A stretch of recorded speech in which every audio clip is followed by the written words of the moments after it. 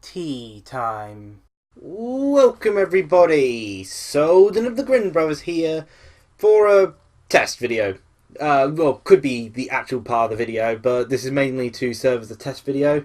And also a discovery thing as to see whether this is going to be a Souldin short or simply a tea time.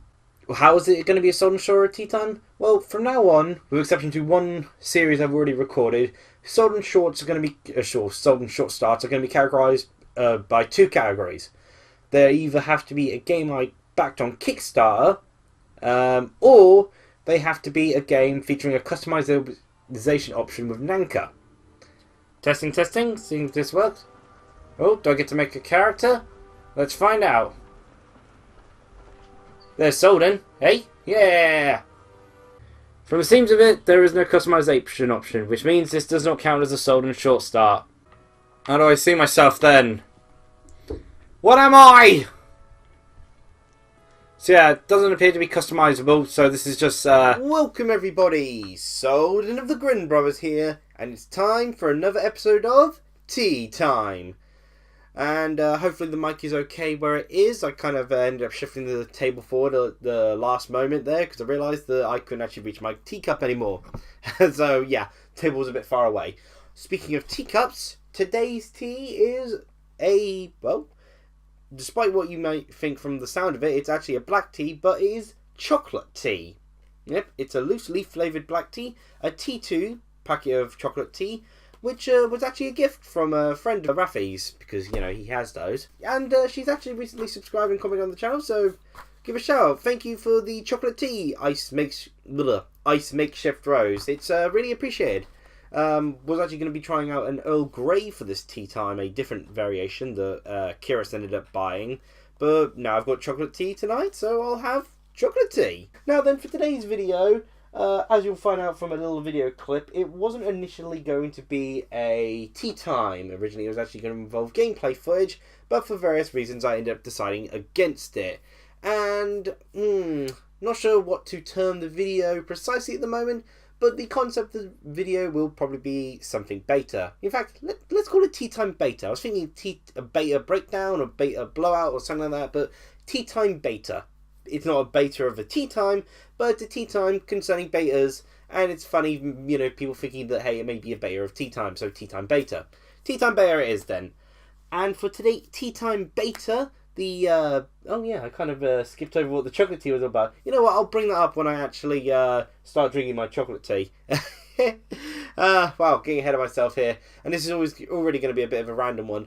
Tea time beta is primarily going to concern two betas that I've played recently, that being Dragon Ball FighterZ on the Xbox One and Sea of Thieves, also on the Xbox One. Yeah, I haven't really played any betas for Nintendo Switch, aside from Project Octopath Traveler, which I suppose could come up, but I think I've mentioned that in recording, and it's been a while for that one. But then again, it's been a while for the other little bit. We'll find out. Speaking of which, let's just actually move on straight on to the beta, and I'm going to just share my general thoughts on them, and maybe a little bit further after I've shared them on each individual game. So first up, the Dragon Ball FighterZ beta. Now, when I started playing the beta, I kind of noticed a problem immediately, which was, well, you kind of get flung into it. I went into a match and realised, oh, whilst I can get the general idea of how the mechanics work, I was having difficulty with some of the what button did what, because it's such a high frantic game, and you kind of just get thrown into the combat. And for a while I thought there was no way to practice. I eventually did find a way to practice. They just tuck it away into the corner so you don't actually notice it at first. You know, it's they don't bring you to practice first, they just put you in the lobby system, the main lobby of the actual game itself. But the practice is tucked away in a corner, so I didn't notice it for a while. The practice set they've got is pretty good in my opinion, but it doesn't have a training mode to my knowledge. That's kind of unfortunate because a training mode would allow me to learn the characters. But that I learned later. So basically, the first time I tried playing the beta, went into a few. I was quickly realised what I've seen of other people's beta experiences. So I quickly edited my team and all that, and the menus are nice and simple. Went to just set up a match against anyone I could find. Found a match, fought, and I do actually have some gameplay footage of that. I'm not sure if I can access the beta now, but that may have saved my footage over when I eventually get Dragon Ball FighterZ. But yeah. I, did a few matches, kind of sucked at them a bit. I won a couple of them, and I lost a couple of them. And really the kind of problem was, the main problem I was finding, aside from not knowing the combos, and you don't exactly have a chance to check the move list in the middle of a fight, so basically you were relying a lot on the symbol combos. And burn activations weren't working as well as I was hoping for. They found an easier way to do it, but again, that's thanks to practice menu. But yeah. One of my main problems is actually the control setup. And for at first, it took a while to actually find where to actually change the control setup, because you have to change the control setup in your standard menu, not the lobby menu. But the problem I was having is that I thought one of the assists was the other button, so I was basically stuck using only one assist / one swap out, because I couldn't figure out which other button was actually doing the assist. Ended up changing that at the moment I could, because it felt very unnatural to me. But yeah, the Dragon Ball FighterZ beta, it ran pretty well. Ran very smoothly. It had a lot of cool things sort of opened up from the get-go, and it was pretty nice. But the practice mode, when I did find it, was really cool. I think the tutorials did teach you quite a bit, and it did really give a good idea. Also allowed me to practice out a few characters quite a few times, and I think I managed to get pretty well good with Goku and Krillin by the end of it. I was able to start, planning out some combo ideas and figuring out what could work with what, thanks to having some freedom within the practice thing. Problem is, and there were problems in terms of how the beta was set up. Of course, the main problem is they just kind of fling you in there without a direction of, hey, this way to the tutorial section. Furthermore, there's tutorial and practice sort of stuff, but it's, you do this objective, you do this objective. There's no general training system, and more importantly, no general training system with any character if you're choosing. I was playing as Goku and I was playing as Krillin because I wanted to play as with Krillin. A lot of my characters I wanted to play as weren't in the game, at least in this beta. And so I ended up with a team of Goku, Krillin, and Android 18. And I ended up really good with Krillin because I felt it was quite natural, and you get a few training sessions with him. I ended up really good with Goku because he's the main person you do a lot of training things, so you naturally end up learning his combos.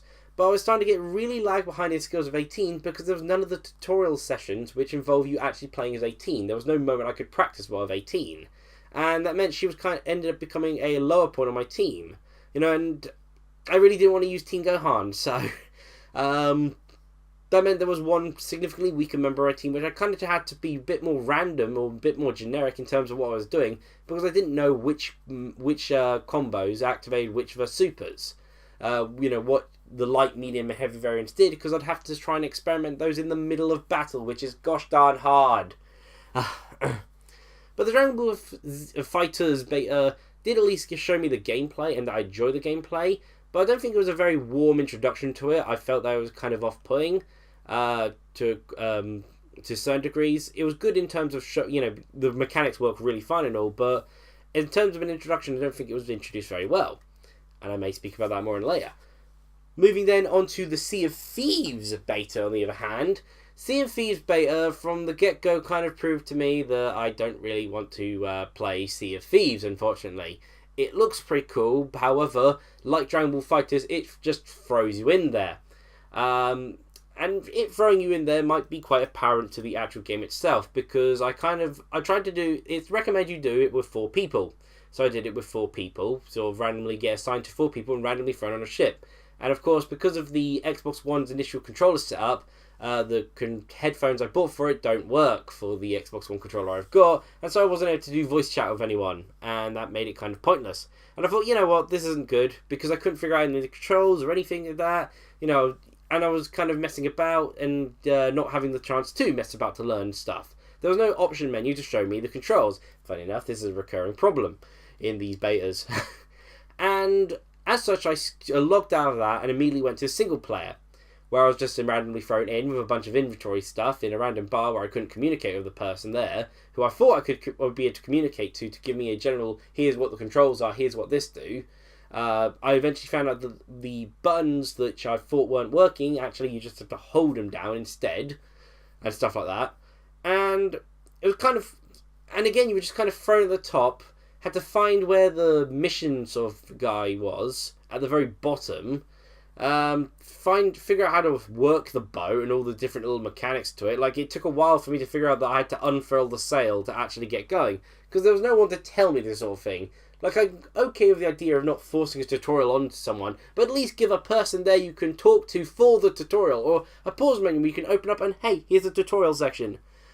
But there was nothing like that, so I ended up sailing off in a random direction because I couldn't figure out how to work the map system because I wasn't given a guide to work it out. Randomly fought some monsters, and it generally wasn't very interesting because I was just running around in circles, not knowing where I was going, not knowing what objective there was.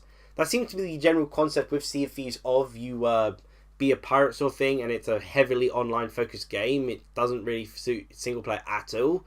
But that is kind of the big sort of turn off for me, in that I was wondering how it would do that, and it's like, well, I don't want to play a game like that. That's basically just an MMO. They just slapped on a possible single player campaign you can do. But it's not really anything worth talking about. So Sea of Thieves did unfortunately turn me off with its beta, which is kind of the opposite thing a beta should really do. But as you noticed, there was a consistent problem with both these betas, and that's kind of what I wanted to bring up. In the fact that they didn't give me any guidance. They kind of just threw me in there. Dragon Ball FighterZ did have a way to get guidance, but it was kind of out of the way, and they didn't point it out to me from the get-go, which would have been very handy. Sea of Thieves just tries to throw you in there because I think that's how the game is supposed to be set up, but in which case it was a very poor way to introduce you to the game because it's a beta. And that made me start thinking about betas and generally, what are good ways to set up a beta. And game I have played, which does have a decent beta setup, I think, is Project Octopath Traveler. See, it looked back to that, but yeah, at the same time I'll have to get into more on that in a second. But another beta as well, which I feel have been good, but not as good, include the Splatoon 2 and ARMS betas, including also the Splatoon, the global test side of things. Of course, problem with those is they're limited to certain hours, which is a very silly idea, kind of impractical. Good part of those is they actually give you a little tutorial at the start of the game. It's unfortunately mandatory, but they give you a bit of tutorial from the get-go, and a bit of time to figure things out. So I think Splatoon 2 and ARMS have a decent way of doing it, but of course they're limited to certain hours, and it's not as intuitive as a tutorial system as I feel could be done. I honestly feel the Project Octopath Traveler kind of fits the better mold of doing a beta. Demo, as it were, rather than beta. But the demo of it, you get two characters to choose from. Get to play as either of these characters or thing, and you can easily it gives you a few tips with the first little sort of here's a screen sort of thing. Kind of like how Naruto Ultimate Ninja Storm demos did. They also threw up a few screens just showing you the general controls sort of thing, and then you can just access the information how you want to by pressing the pause menu. There's a little help section and stuff like that, if I'm remembering correctly. You can actually just access that info when you need to. I think a mix of that and the Splatoon way of where they give you a short guide of actual gameplay of doing it is kind of an ideal way of doing a sort of the starting opening up in a beta. Yeah, I say it's funny. My entire problem with the betas, of course, betas are primarily there to test out the.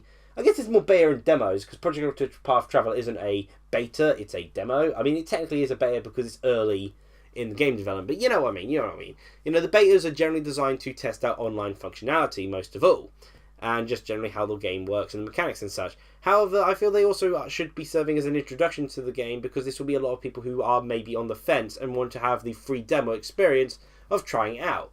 And so you've got to be able to introduce them in a good manner, introduce them to it in a way where they have an understanding of the controls and such, they get a chance to play around with it, and so they've not been sort of immediately head dunked into the water, Yeah,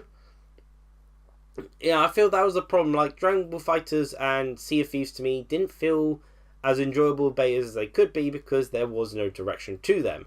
They allowed me to find out whether I'd want the game or not, but I feel I kind of had the inkling of those before going in the game from all the information, because these are rather late in the timeline of when to get them.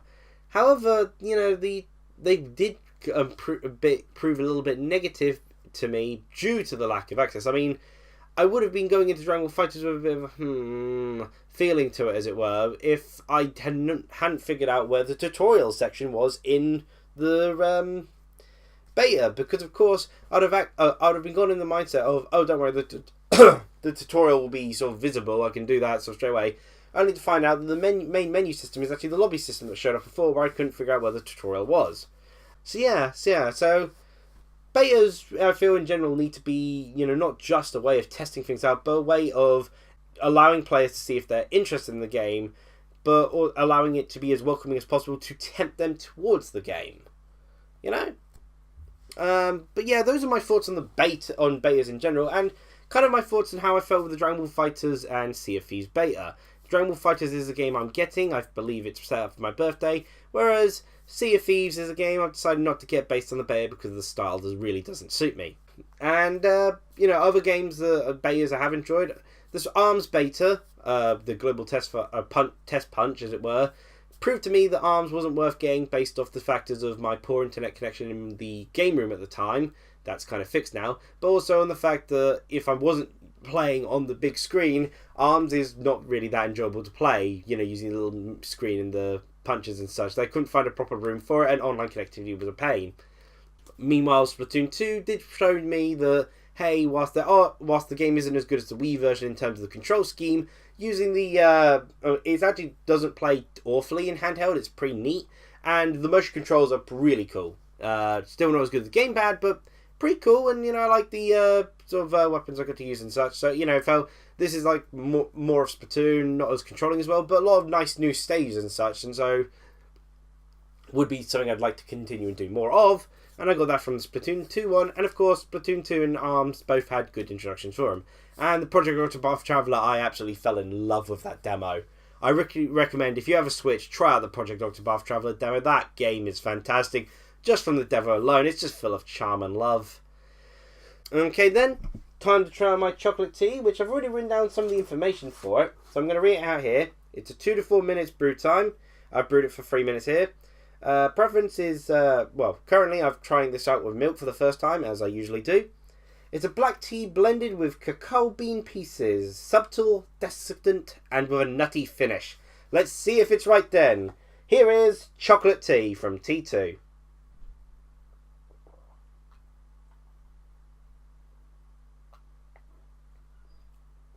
There's the nutty. Dear gosh, that's not much of a nutty finish. That's almost immediate.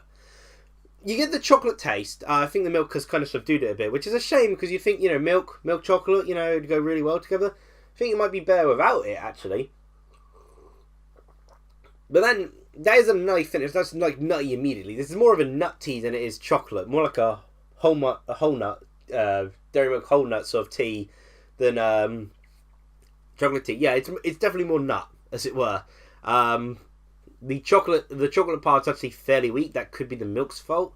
But the nut is, like, the moment I get it past my tongue, it's like immediate nut flavour. Immediate. That's like a finish. I usually have to wait, let it simmer on my tongue for a bit, savour the taste sort of thing. Taste changes of time. That's almost an immediate nut flavour. So it's actually quite nice. Though I wouldn't recommend. I wouldn't say it's actually. I wouldn't recommend it as. Are you a fan of chocolate? I'd say, are you a fan of nutty teas, nut flavors? Because this is the nuts, the stronger part of it than the chocolate, which is ironic given it's just called chocolate. It's not chocolate with nuts. It's a real nice nut tea. In any case, I hope you enjoyed this tea time and have a good day, I'm not sure what I was saying. Yeah, I hope you enjoyed this tea time. Cheer everyone!